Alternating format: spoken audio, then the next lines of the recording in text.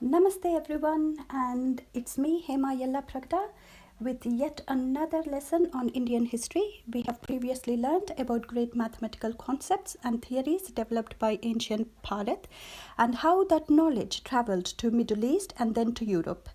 Today we will learn about source or foundation of this knowledge, that is educational heritage in ancient Bharat. India had a great educational heritage right from our ancient times. We had a great ecosystem of learning in the form of gurukulas, both in the form of ashramas and also sometimes run in the temples. If one reads Mahabharata, one can come across several ashramas by rishis like Shaunaka, Kanva, Vyasa, Vashishta, Vishwamitra, etc. These ashramas were not solitary units run by one rishi, but were assemblage of different gurus which were headed by one or more rishis. A wide variety of subjects were taught. Apart from Vedas and Yagna related literature, several other subjects were taught like medicine, zoology, physics, logic, grammar, mathematics, and many more. These gurukulas were headed by both men and women rishis.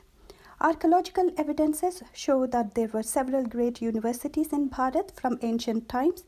Here is a map which shows several great universities in ancient Bharat. There were universities like Nalanda, Sharada Peeth, Takshila. Takshila, scholars date Takshila's existence back to 6th century before current era. It became a noted center of learning at least several centuries before Christ and continued to attract students from around the old world until the destruction of the city in 5th century current era. Takshila is perhaps best known because of its association with Chanakya or Kautilya, who wrote Arthashastra, Kautilya's Arthashastra, and also the most famous from Takshila who studied at Takshila or Mauryan Emperor Chandragupta, and also Ayurvedic healer Charaka. They have studied at Takshila.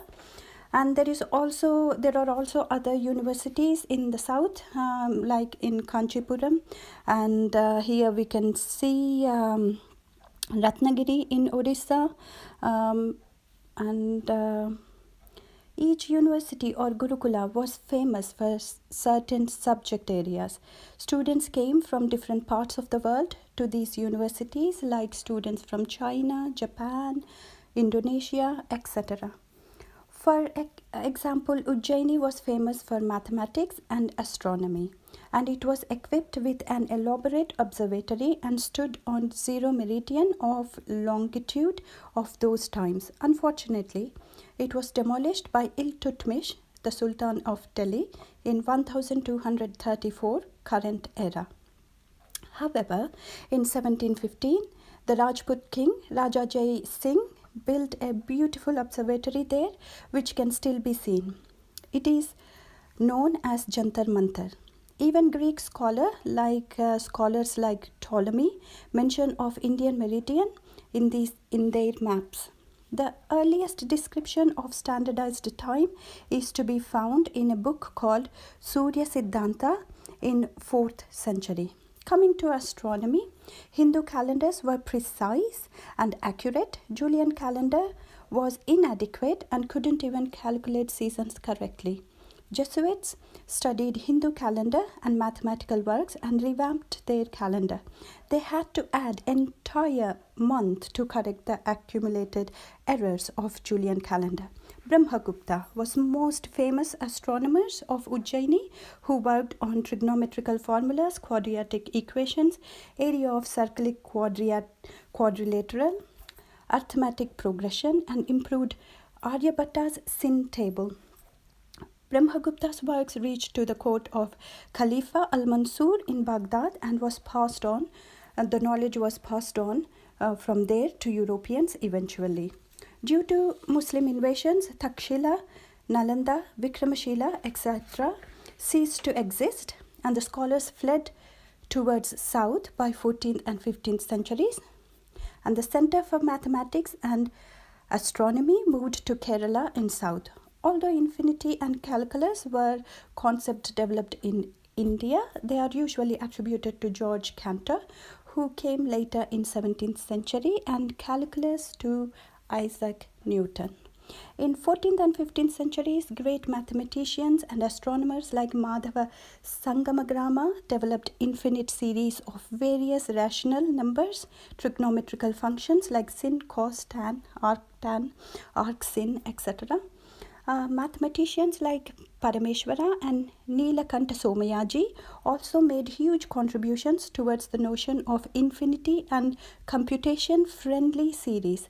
Madhava's series can create tables of trigonometric functions which are being used even now by US Navy submarines as a standard issue on their boats. These are disaster recovery backups to global positioning satellites, that is GPS, should the submarine ever fail. The navigation of high seas was not done by Europeans till 1700, but Indians were navigating sea much before that. We have all heard of Silk Route, but much before Silk Route, there was a tin route. Tin was mined in Malay Peninsula, processed locally, and was transported via Indian Oceans to ports of Lothal in Saraswati region in India. Then it was processed into high quality bronze, which was used to make artifacts, jewelry, etc. India was a naval power long before Europeans learnt to navigate. Here is a summary of what I have talked. And there will be more links provided in description box, so please look out for the links. Thank you everyone, and namaste.